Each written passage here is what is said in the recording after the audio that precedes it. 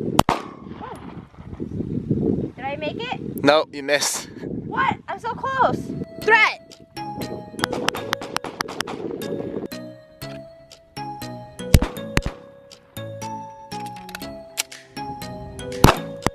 Threat. There you go.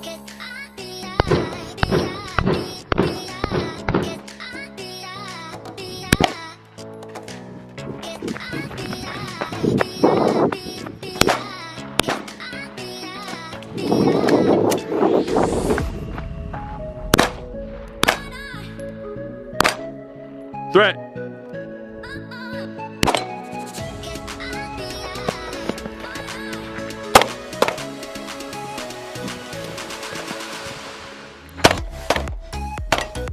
Nice. Threat!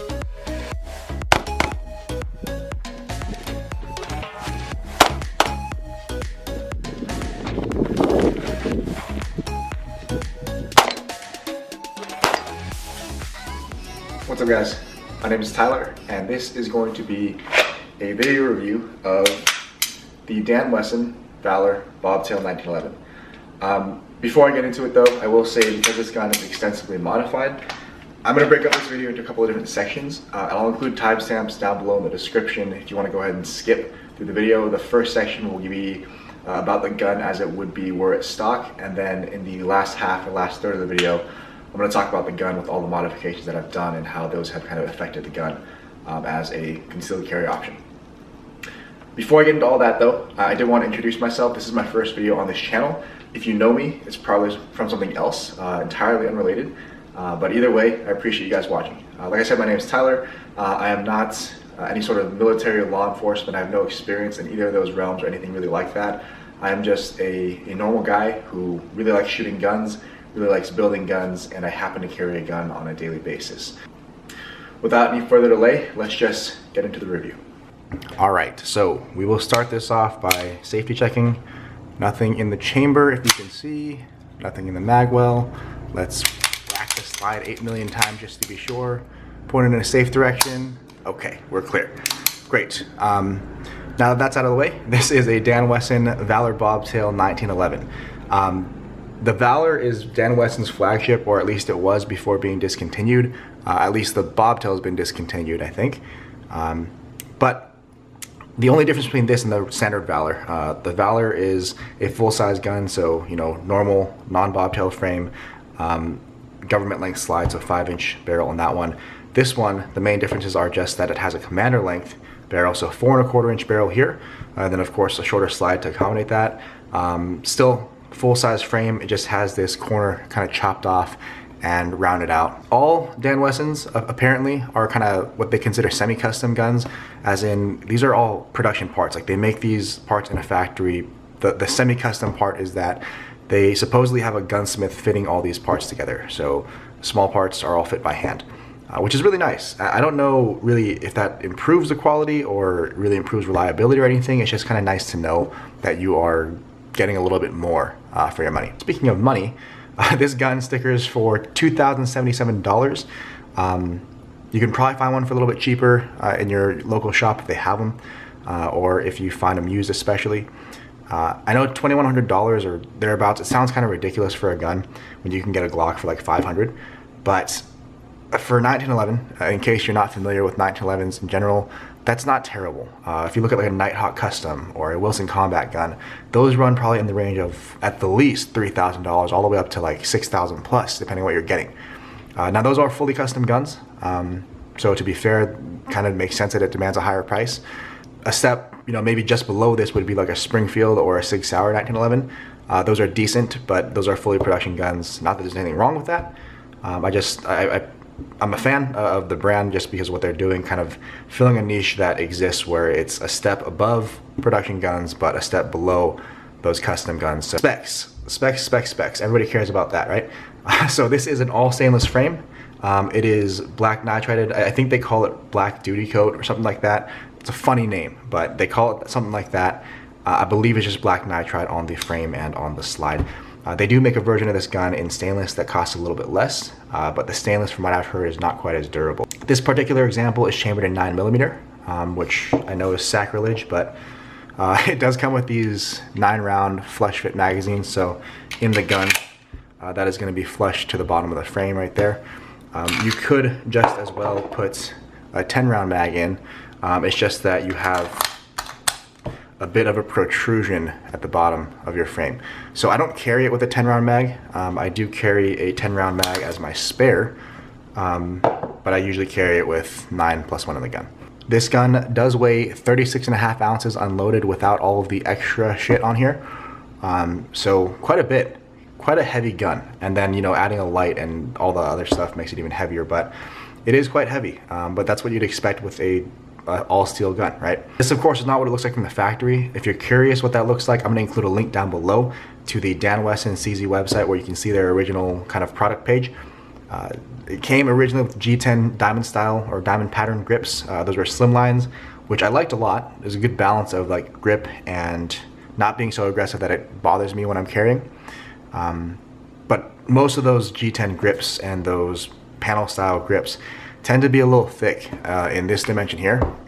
And I'll get into that when we talk about concealability, but was not so much a fan of that once I figured out that I could do some other stuff with the grips. From factory, it came with Heine or Heine style straight 8 sights, which is just, if you can see my sights here, it would be a single tritium vial down here in the middle, and then of course a single in the front. And basically you'd have like an 8 pattern, or, you know, 2 dots on top of each other to line up your sights. I like that sight picture a lot. I like the sights a lot. They had a pretty aggressive rear ledge in case you needed that for one-handed manipulations or anything. Kind of into the review now. I'm gonna break this down into categories in order of importance, or what I think is important to me. So first category, when it comes to, you know, a concealed carry gun, is gonna be reliability. And I know a lot of people have things to say about, I'm gonna put this down so you guys don't have to stare at my hands. A lot of people have things to say about 1911s, maybe even especially 9mm 1911s, and them being unreliable. And maybe they have their own experiences or different experiences than me, but this particular gun, in my experience, has been 100% reliable. I have not had a single malfunction over the entire duration of my ownership.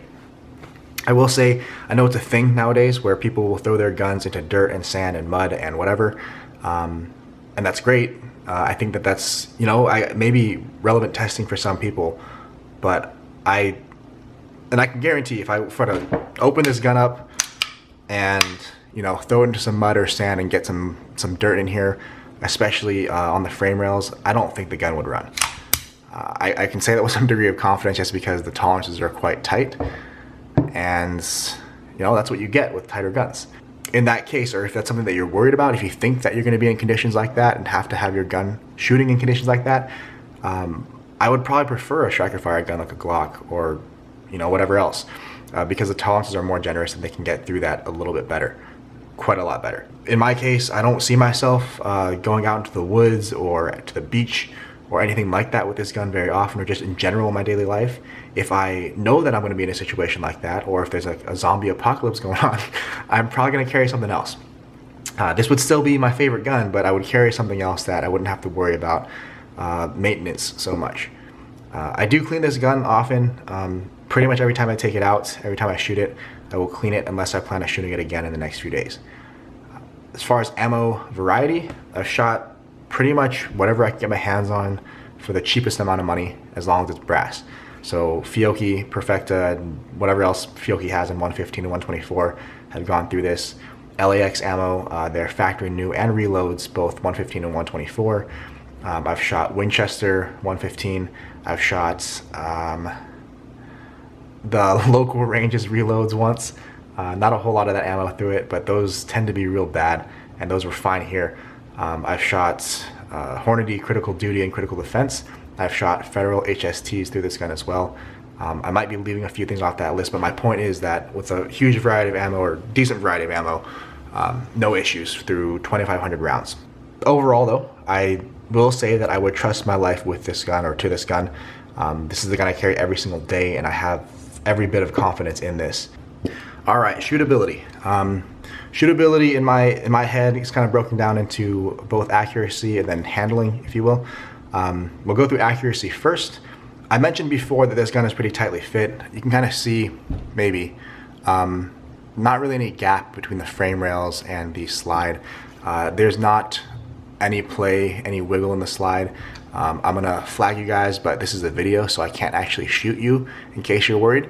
That barrel to bushing fit is incredibly precise. And if you hear this, listen real carefully. So smooth, right? Very nice. Maybe hand fitting plus just the tight fit in general, or the somewhat tight fit in general, will lend itself to great mechanical accuracy, which just means that if you were to put this gun in a rest and line up your sights properly, you should be able to get really small groups at whatever distance. This gun is just really easy to shoot accurately. That grip angle, that 1911 grip angle, for most people, it fits very naturally into their hand. You don't have to be like in a Glock or a lot of modern guns. You have to kind of cant your wrist down like this to get your sights on target. Not so much with the 1911. And I will say even more so with a bobtail frame. I have found for myself that little bit of a corner cutoff makes it even easier for me to just put my hand on the gun and have my sights on target. Other than that, the standard 1911 single action trigger is great. This is actually an aftermarket trigger shoe, which I'll talk about later on. But ignoring this for a moment, all the internals are pretty much stock. If you take a look at this, here's your take up right there to the very distinct wall, and then break. And then your reset, if I move at all, boom, pops out to that wall again, and I'm right there already. Boom. One more time for good measure. Reset, break. So yeah, that 1911 single action trigger, you can't really beat it. I've shot quite a few guns. I have quite a few extensively modified striker fired guns, and I don't think you'll ever get a better trigger than a decent 1911. Handling of this gun. I will say the full size grip makes this gun really easy to get a full grip on. Pretty quick draw stroke as well. I have pretty big size hands for an average man, or just a man in general. I wear large or extra large gloves. I have really long fingers, so having a full size grip to me is important. And even there, you can see I've got a little bit of a gap after my pinky, so never really an issue. The heavy weight, although it's kind of a pain to carry sometimes, it does make it really soft shooting.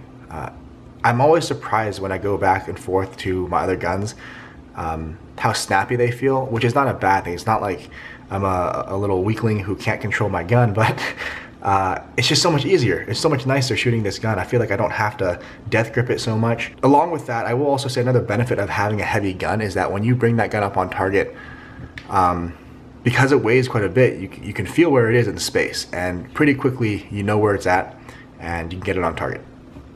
Oversized controls are nice. If you can see this, yeah, the light's not great, but if you can see this, safety sticks out quite a bit of ways from the gun. The slide stop as well. But yeah, it's great. For one thing, if you're not used to shooting 1911s, or even if you are, having a large safety gives you a place to rest your thumb, and then of course your slide stop is just easier to hit. Maybe one downside to this is that the gun, being a single stack, has quite a small mag well, or if you would call it that. There is a slight chamfer here, so 45-degree chamfer all the way around. The front is cut out very slightly, and that helps a little bit. It's a nice thing that they did, but even then, it just takes a bit more practice to reload or to change mags with a single stack gun than it would with a double stack, because double stack mag here, double stack mags are tapered toward the top. So even if you don't have a chamfer on the bottom of your frame, it kind of funnels itself in to your mag well or your gun. Next category is concealability. So seeing as this is a 1911 single stack, that is not the greatest thing for capacity, right? And I know that's probably what you guys have been thinking this entire video is, I'm an idiot for carrying only 9+1 in the gun. And even if I have my spare mag, in total that's only going to be 10 here, 9 here, 1 in the gun, so 20 rounds.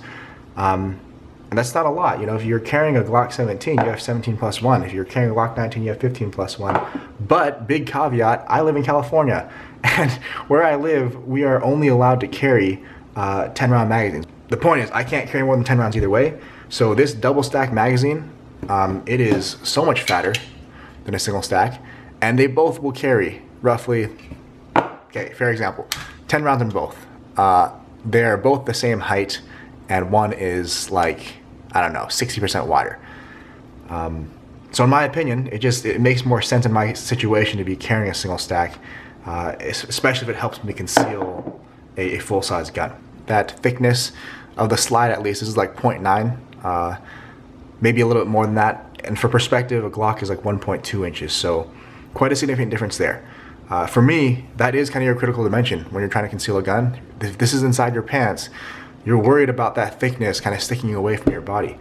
And yeah, to be fair, I have kind of a fat light on there and a bunch of other stuff. The controls are extended and so on. But I'll show you what that looks like in a holster. And I will say that it conceals really well considering that this is a full-size gun. Of course, another critical dimension is going to be the total height from the bottom of your frame to, in this case, the top of my optic, but let's ignore that for now and just say the top of my sights.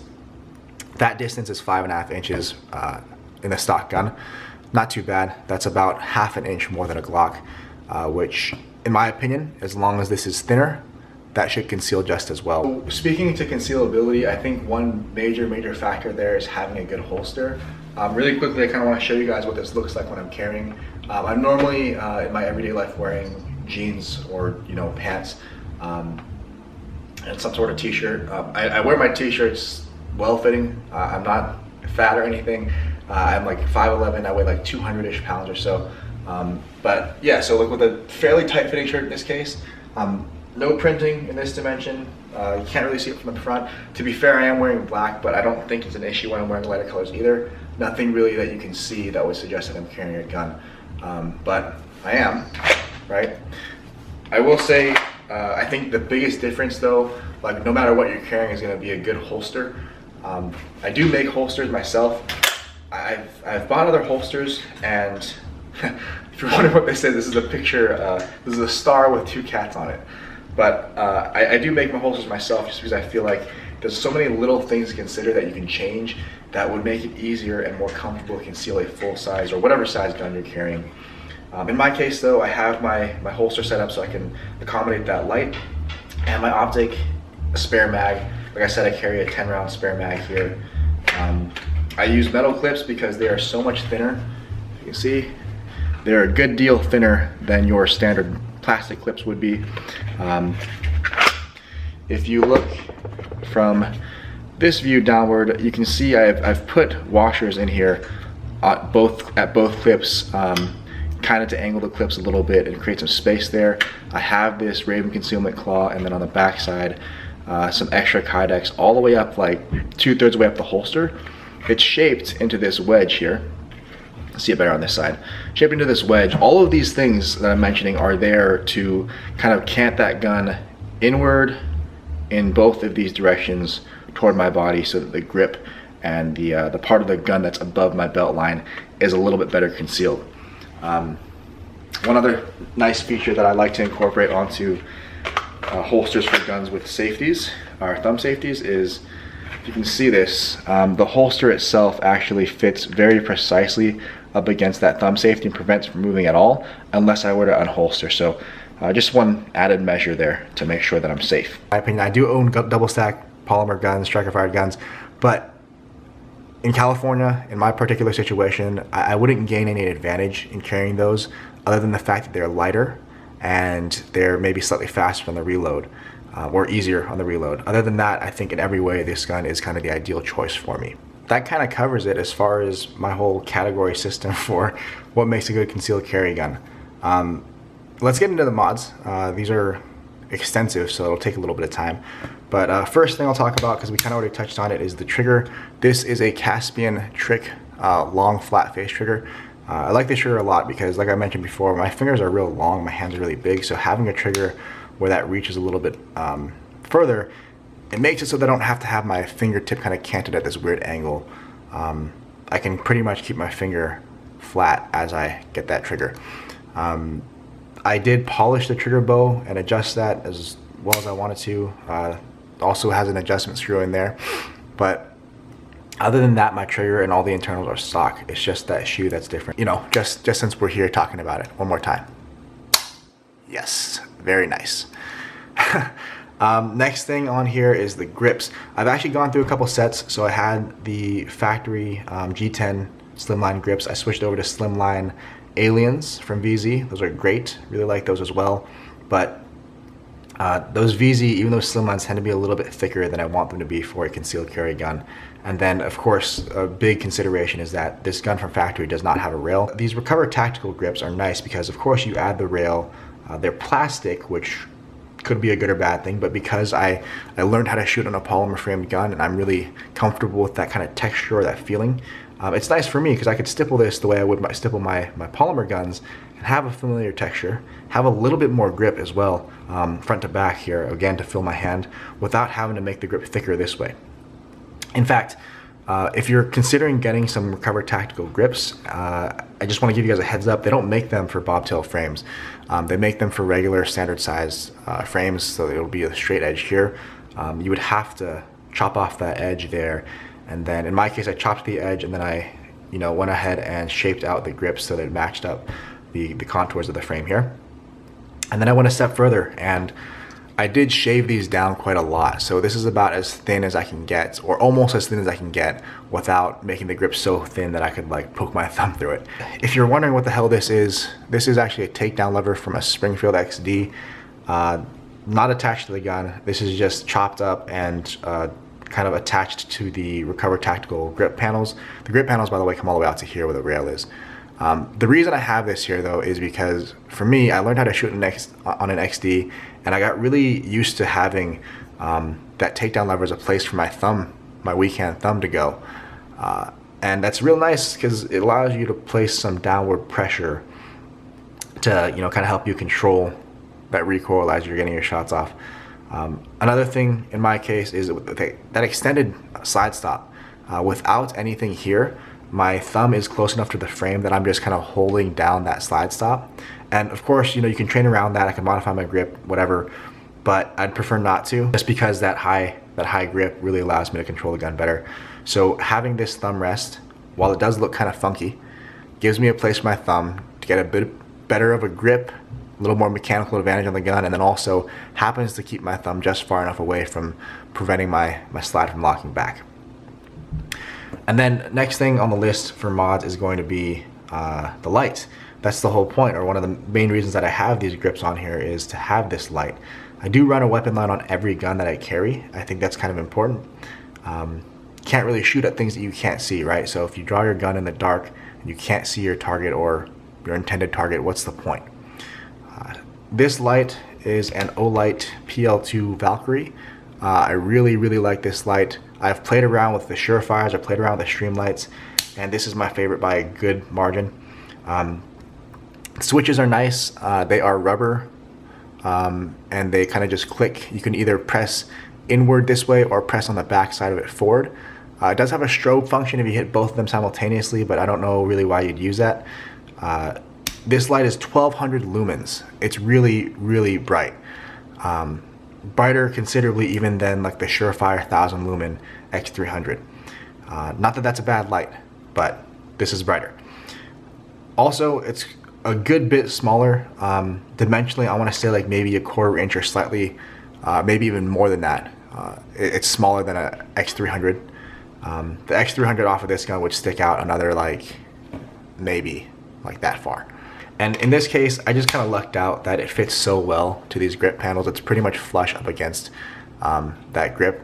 I do like the fact that it has a little bit of gap here as far as how far down this way it sits.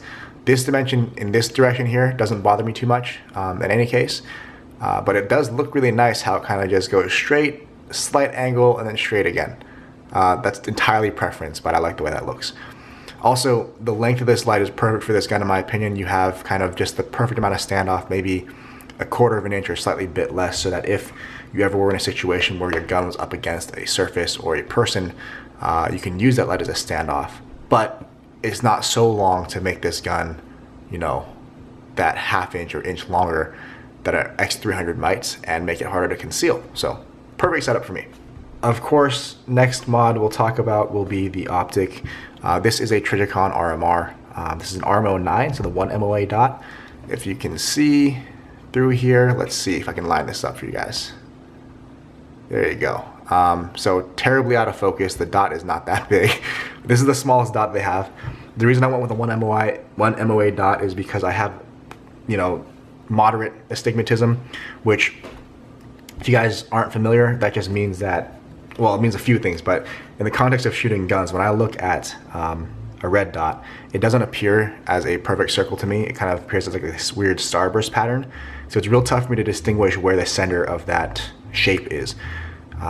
Obviously it makes it a little harder to shoot with a dot, but with a 1 MOA dot, it's so small that it doesn't matter as much. This has been working out really well for me. This is the manual adjust model, so it does have automatic adjustment ability as well, but I like to have the manual adjustment because I feel like that's just a sure way to know that your dot is as bright as you need it to be. So obviously brighter here, and then on this side you can make it dimmer. If you're going to mount an RMR to a 1911, and this is specific to the RMR, you do have to use Triggercon's proprietary mount. It includes integrated rear sight here and kind of this, I don't know if you can see it, this sloped edge here where it kind of matches up the width for you. The only thing that I don't really like about this mount is that the sights that come with it are a little taller than I'd like for co-witnessing. They are night sights, which is nice, but yeah, they take up like a third of the window. They reach up to maybe a third the height of the window, and like I do want my sights to co-witness, but I'd like a lower 1/4 or at the very least lower 1/3 co-witness, where I want the top edges of those sights to be just barely in the window at all. Kind of the whole point, or one of the main advantages you get in having a red dot, is that you can maintain threat focus. You can look through your window and still see your target, but having, you know, backup irons obscuring your sight picture does negate that effect a little bit. I'd still rather have them than not, but I just wish they were shorter. All right, so in closing, I will say that I love shooting this gun. This is by far my favorite gun to shoot that I've ever shot. I shot quite a few guns. And because I love shooting this so much, it does encourage me to train more. It conceals really well for me, the way I carry it. It's a little bit heavy, but that's never been really an issue. Like, as long as I'm wearing a gun belt, I have it in my holster, the weight doesn't bother me too much. It's never really something that I notice as I go through my daily life. When you leave the house in the morning, imagine if you knew that you were gonna have to use your gun to defend your life or the life of somebody that you loved, which gun would you carry? In my case, I own a few guns, and thinking about all of them, there's no question. It's not even a close contest. I would carry this gun if I knew I had to use it to defend myself or somebody else. So, you know, that might be partly the gun itself, maybe partly the work that's gone into it, but a lot of it is just practice and familiarity. I'm most proficient with this gun compared to the other guns that I have, so I'm most comfortable carrying this. But anyway, guys, that's going to be it for this video. I know it's pretty long. Hopefully it was helpful to some of you guys out there. If you liked the video, please drop me a like down below. Subscribe if you feel like it. If you have any ideas for future videos, feel free to comment. But yeah, that's all I've got for now. Take care, be safe, peace. Hit, hit, hit, hit. Good. I was trying to keep both my eyeballs open this time. Here, 1, 2, 3, 4, 5.